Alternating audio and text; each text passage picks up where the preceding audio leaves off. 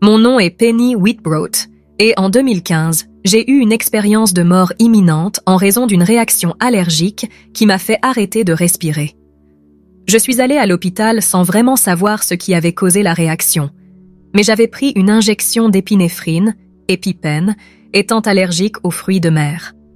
À mon arrivée à l'hôpital, j'ai rencontré une infirmière que je connaissais déjà car elle avait travaillé là-bas. J'étais inquiète, non pas pour l'hôpital en soi, mais pour les soins que j'allais recevoir de cette infirmière en particulier. En entrant, elle a dit « Tu sais ce qu'il te faut pour être prise en charge ».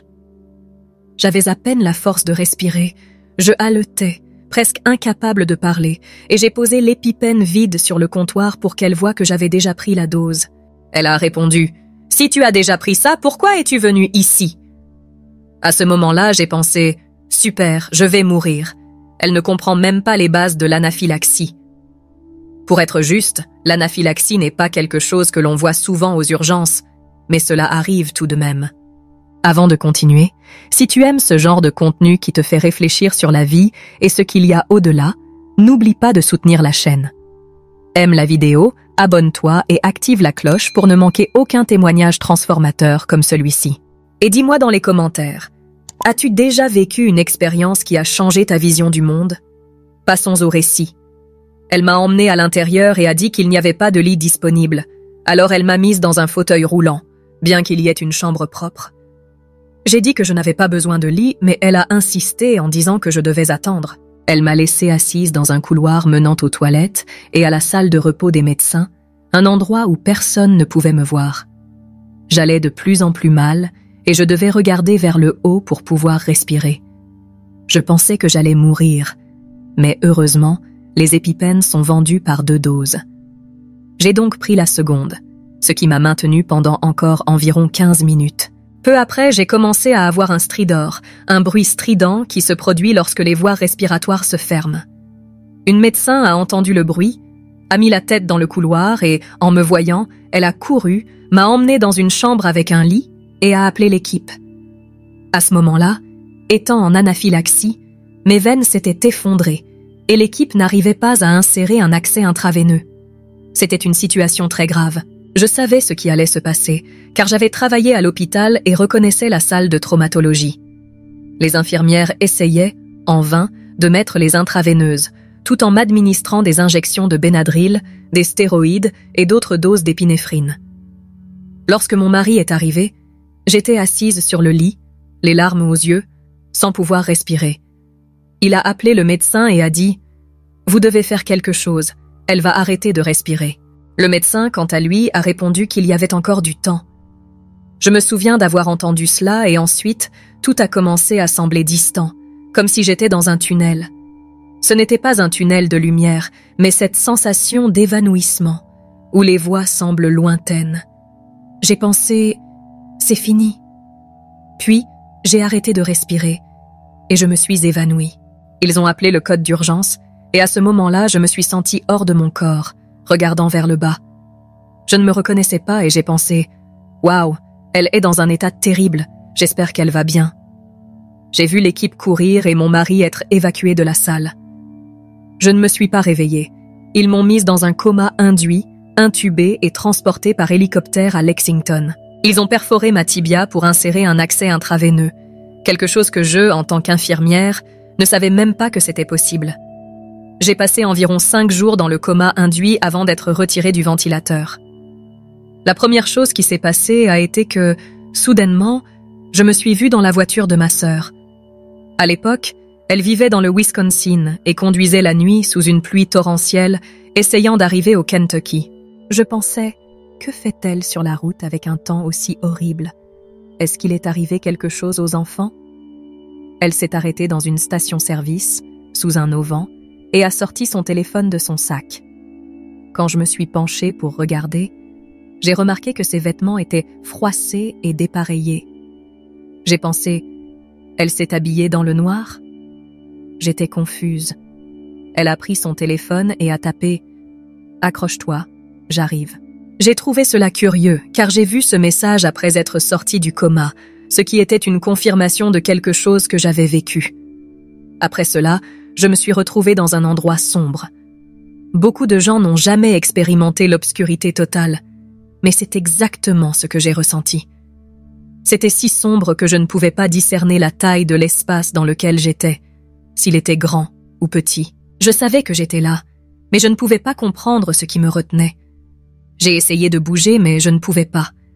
Il semblait que quelque chose me tenait, et j'avais beaucoup de mal à respirer.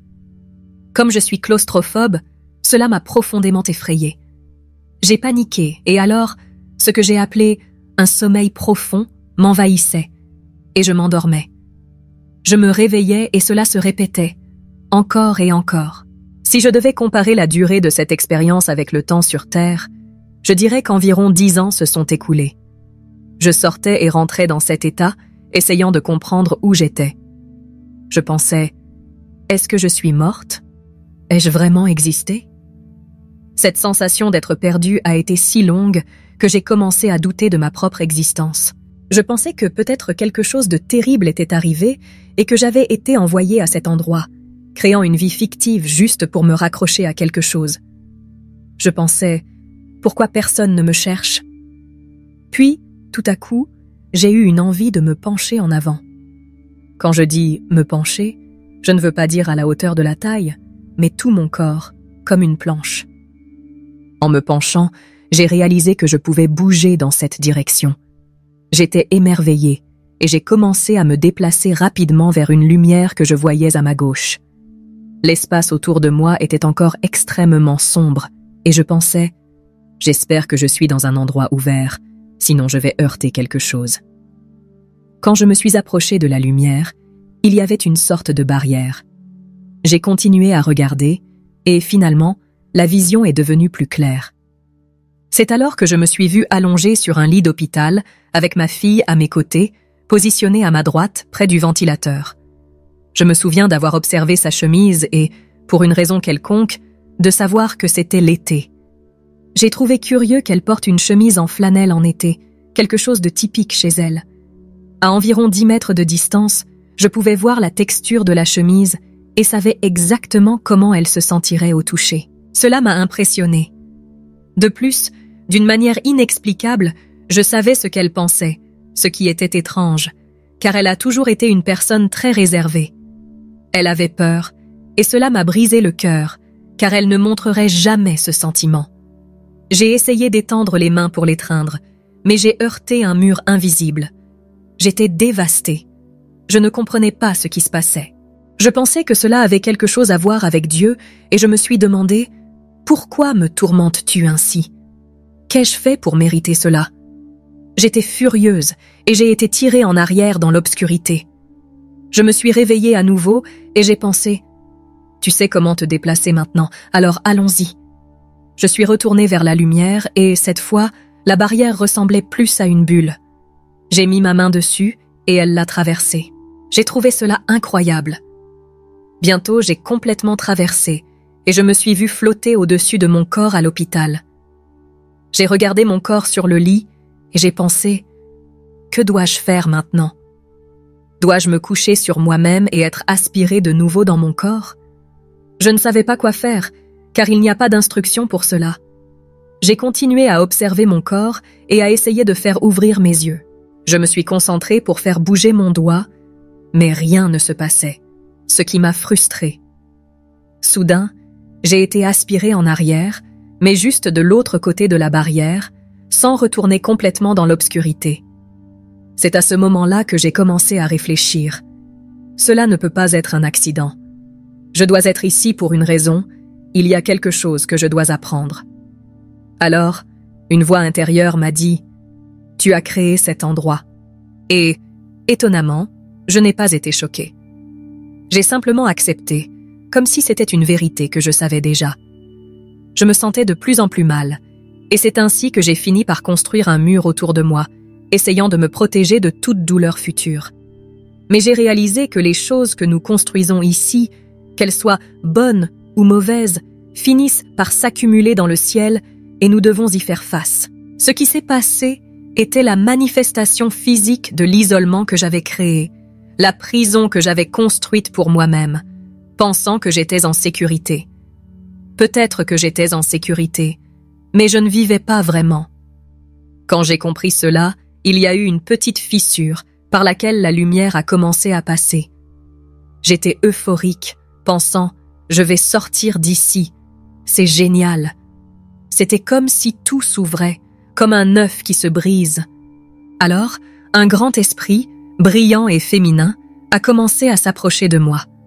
J'étais impressionnée par sa présence. Elle était immense, non seulement en taille, mais dans sa grandeur. Elle a ouvert les bras, et immédiatement j'ai été attirée vers eux, sans qu'elle ait besoin de me toucher. Elle me tenait contre son sein, tandis que l'obscurité autour de moi se brisait en éclats. Cette énergie autour d'elle repoussait les morceaux d'obscurité qui venaient dans notre direction, les faisant disparaître. Je pleurais beaucoup, submergée par l'émotion de ne plus être seule. Au début, je ne savais pas qui elle était, et au milieu des larmes, elle m'a dit doucement « Calme-toi, ma chérie ». Et c'était comme si ces mots avaient un effet direct sur moi, comme un remède qui apaise tout le corps. Peu après, je me suis sentie plus calme. Quand je l'ai regardée, j'ai remarqué qu'elle avait des yeux verts brillants et des cheveux orange-roux, ressemblant à des flammes. C'est alors que je l'ai reconnue. C'était ma grand-mère. Elle était morte quand j'avais environ 9 ou 10 ans. J'étais impressionnée de la voir de ce côté et j'ai exclamé « Tu es vivante !» Et elle a répondu « Bien sûr que je le suis. Il n'y a pas de mort, tu le sais. » Elle m'a rappelé que j'avais appris cela quand j'étais petite. L'énergie ne peut être créée ni détruite, elle change simplement de forme. C'est la loi de Dieu que les hommes ont empruntée. Cela avait tout son sens pour moi.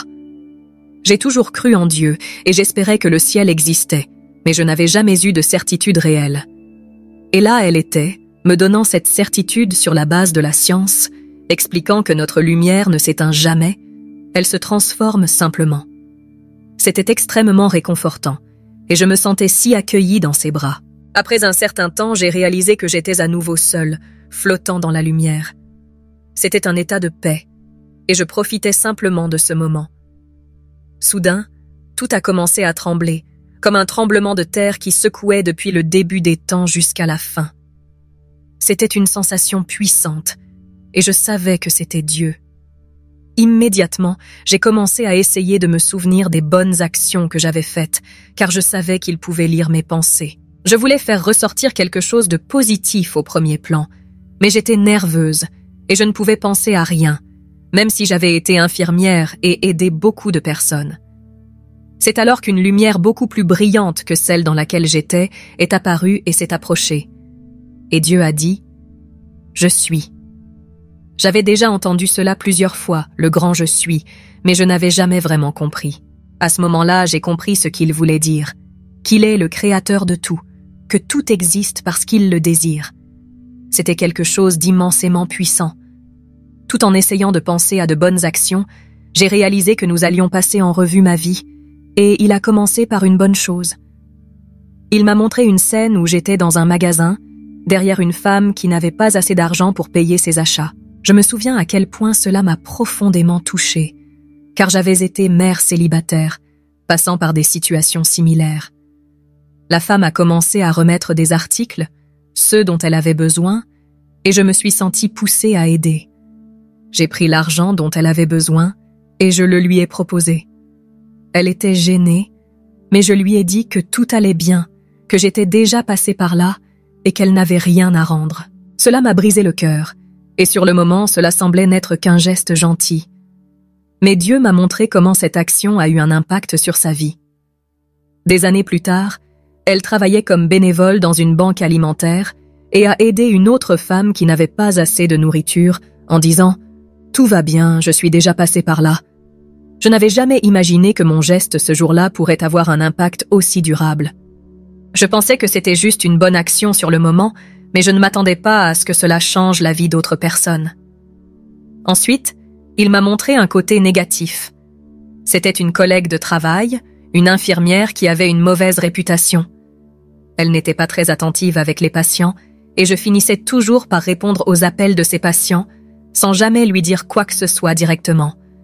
Mais, dans mon cœur, je la jugeais. Dieu m'a montré son passé, les abus qu'elle avait subis au cours de sa vie, Et c'était incroyable de réaliser comment elle parvenait encore à continuer à vivre, malgré tout ce qu'elle avait traversé. Mon expérience a été profondément spirituelle et transformative. Pendant une période difficile, j'ai construit une sorte de prison émotionnelle autour de moi pour me protéger des blessures. Je pensais être en sécurité, mais en réalité, je ne vivais pas. Un jour, cette barrière que j'avais construite a commencé à se fissurer, et pour la première fois depuis longtemps, la lumière est entrée. Cela a marqué un tournant pour moi. J'ai ressenti comme si j'étais libérée de mon isolement. C'est alors que j'ai rencontré une présence féminine, majestueuse et accueillante, que j'ai ensuite reconnue comme étant ma grand-mère décédée. Elle m'a enveloppée de ses bras, sans même me toucher physiquement, et m'a complètement apaisée. Lorsque je l'ai regardée, j'ai compris qui elle était, avec ses yeux verts brillants et ses cheveux flamboyants. J'étais émerveillée, m'exclamant que vous êtes vivante. Et elle a répondu que bien sûr, il n'existe pas de mort. Elle m'a rappelé la loi de conservation de l'énergie en disant que l'énergie ne peut être ni créée ni détruite, seulement transformée. Cela m'a donné une incroyable certitude sur la vie après la mort, quelque chose que j'avais toujours voulu croire, mais dont je n'avais jamais eu une pleine confiance. Ensuite, Dieu a commencé à me montrer des moments de ma vie, comme le jour où j'ai aidé une femme au supermarché en couvrant la petite somme qu'elle n'avait pas pour payer ses courses. Je n'aurais jamais imaginé que ce geste aurait un impact si grand, mais il m'a montré comment cette femme, des années plus tard, travaillait comme bénévole dans une banque alimentaire, aidant une autre personne, exactement de la même manière. Dieu m'a appris que parfois, ce sont dans ces petits moments que nous accomplissons notre but. Il ne s'agit pas de grands actes, mais d'être présent et de faire ce qui est juste au moment où nous sommes appelés à agir. Il m'a aussi montré quelque chose qui m'a profondément touchée. Comment les pensées négatives que j'avais sur une collègue de travail, bien que non exprimées, l'affectaient. Même sans jamais avoir parlé mal d'elle, ces pensées négatives avaient une énergie, et cette énergie rendait plus difficile pour elle d'être qui Dieu avait voulu qu'elle soit. Cela m'a fait comprendre que les pensées que nous portons ont du pouvoir, même si nous ne les exprimons jamais. Dans un moment de confrontation, j'ai questionné Dieu sur la souffrance de mes enfants après le divorce. Je voulais savoir où il était quand mon ex-mari les a laissés, quand ils attendaient des lettres qui n'étaient jamais arrivées. J'étais remplie de colère, mais Dieu, avec toute la patience et la compréhension, m'a montré l'avenir. J'ai vu mon fils regarder son propre fils jouer au football et dire qu'il sera le père qu'il méritait d'avoir. À ce moment-là, j'ai compris que, bien que nous ayons traversé des douleurs profondes, tout faisait partie d'un processus de guérison qu'il était en train de commencer. Pendant tout cela, j'ai été menée à une partie de moi-même que je n'avais jamais totalement comprise. Dieu m'a montré qu'il était présent même dans mon ADN, dans cette partie que les scientifiques appellent ADN poubelle, que nous ne comprenons pas totalement. Là, il était présent. C'est alors que j'ai réalisé qu'il a toujours été en moi, que je suis sa création. Cela m'a profondément touchée. Après tout cela, j'ai su que j'avais un choix. Je pouvais rester là avec Dieu ou retourner à ma vie. Quand j'ai réalisé que j'avais encore beaucoup à faire et que je n'avais pas accompli tout mon but, j'ai décidé de revenir. Dès que j'ai pris cette décision, j'ai commencé à sentir Dieu s'éloigner et j'ai commencé à pleurer. Quand je me suis réveillée, j'étais à l'hôpital. Une infirmière était à mes côtés et au moment où j'ai repris conscience, je lui ai dit que j'étais avec Dieu. Elle a répondu poliment, mais clairement sans comprendre la profondeur de ce que je disais. Ma famille est entrée et j'ai répété que j'étais avec Dieu. Tout le monde semblait inquiet, pensant que j'étais confuse, mais je savais que ce que j'avais vécu était réel. Après que tout le monde soit parti, Dieu est réapparu dans la chambre. J'étais si surprise que j'ai crié et il a juste ri. Il m'a dit qu'il voulait que je partage cette expérience avec le monde, que je dise à tous que nous sommes créés avec un but et qu'il ne nous abandonne jamais. Depuis lors, j'ai accepté cette mission. Bien que j'ai une grande anxiété sociale, j'ai dit oui quand on m'a invité à parler de mon expérience et j'ai continué à dire oui depuis. Ma vie a profondément changé depuis ce jour. J'ai partagé mon message chaque fois que je le pouvais, Et bien que ma santé se soit améliorée, c'est cette mission de raconter au monde l'amour et le but de Dieu qui a été la véritable transformation.